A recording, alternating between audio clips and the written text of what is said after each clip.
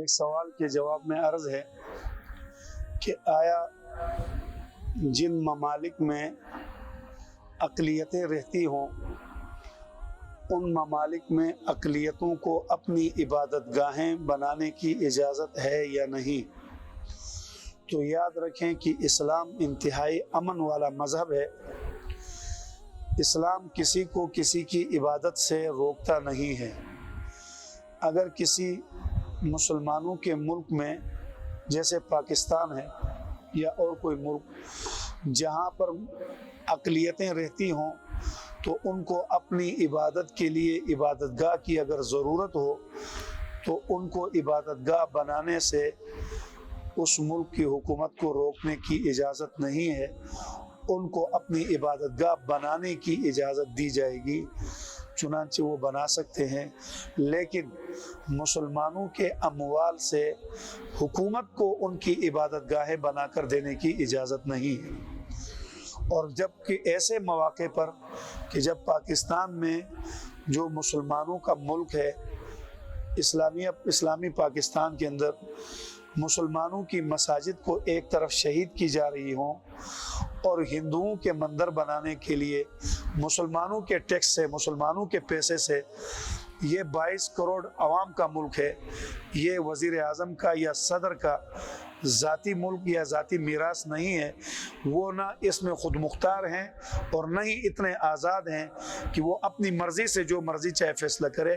عوام کو اعتماد میں لیے بغیر قطعاً وہ یہاں کسی کی عبادت گاہ سرکاری پیسے سے جو کہ عوام کا حق ہے بنانے کے مجاز نہیں ہے۔ اور اگر وہ ایسا کرے بھی تو ملک پاکستان کے باسی مسلمان اس بات کو قطعاً برداشت نہیں کریں گے۔ اس سے ملک میں جو انتشار اور جو اختلاف اور جو لڑائیاں اور جو جھگڑے پیدا ہوں گے اس کی تمام تر ذمہ داری حکومت پر ہوگی۔ اور ہمیں سمجھ میں نہیں آتی ہے کہ یہ مسلمانوں کے حکمران ہو کر مسلمانوں کی مساجد کو ایک طرف شہید کر رہے ہیں، جبکہ مسلمانوں کی عبادت گاہ جو مسجد ہے اس کا شرعی حکم یہ ہے کہ جس زمین پر مسجد بنائی جائے تو زمین سے تحت الثری سے لے کر عرش تک درمیان میں جتنا خلا ہے یہ ساری کی ساری زمین مسجد ہے، یہ خلا کا علاقہ مسجد ہے، اور اس مسجد میں کسی کی ملکیت نہیں، حاکم وقت کی ملکیت، زمین کے اوپر اس کی حکومت ہے، مسجد کے اوپر حاکم وقت کی بھی حکومت نہیں ہو سکتی۔ اسی لیے تو امام ابو یوسف رحمہ اللہ کے زمانے میں یہ فتویٰ دیا تھا کہ اگر کوئی شخص اپنی بیوی کو یہ طلاق ڈال دے کہ اگر صبح تک یا اس وقت تک تو ہمارے اس ملک سے نہیں نکلی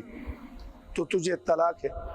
تو اب وہ اگر عورت رات کو جا کر مسجد میں بیٹھ جائے حتیٰ کہ صبح کر دے تو صبح اس کو طلاق واقع نہیں ہوگی، کیونکہ رات کو وہ ان کی ملکیت سے نکل کر اللہ کی ملکیت میں داخل ہو چکی ہے۔ تو مساجد میں وقت کے حاکم کی ظاہری ملکیت بھی نہیں ہے،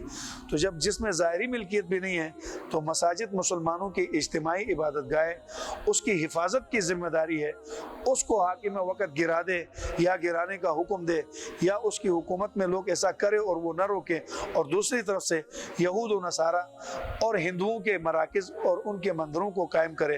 نہ تو اس کی اسلام اجازت دے گا نہ انشاءاللہ العزیز پاکستان کی قوم اجازت دے گی۔ ایسے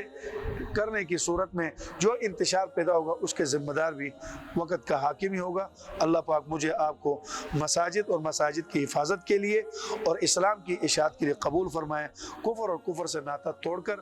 کفر کا کلا کما کرنے کے لیے اللہ مجھے آپ کو قبول فرمائے۔ اگر ہماری ویڈیو پسند آئی ہے تو اسے لائک کریں، کمنٹ کریں اور دوستوں کے ساتھ شیئر کریں، اور اگر ہمارا چینل ابھی تک سبسکرائب نہیں کیا تو اسے سبسکرائب کر دیں اور بیل آئیکن کو پریس کر دیں تاکہ ہر آنے والی ویڈیو آپ کو مل سکے۔ جزاک اللہ۔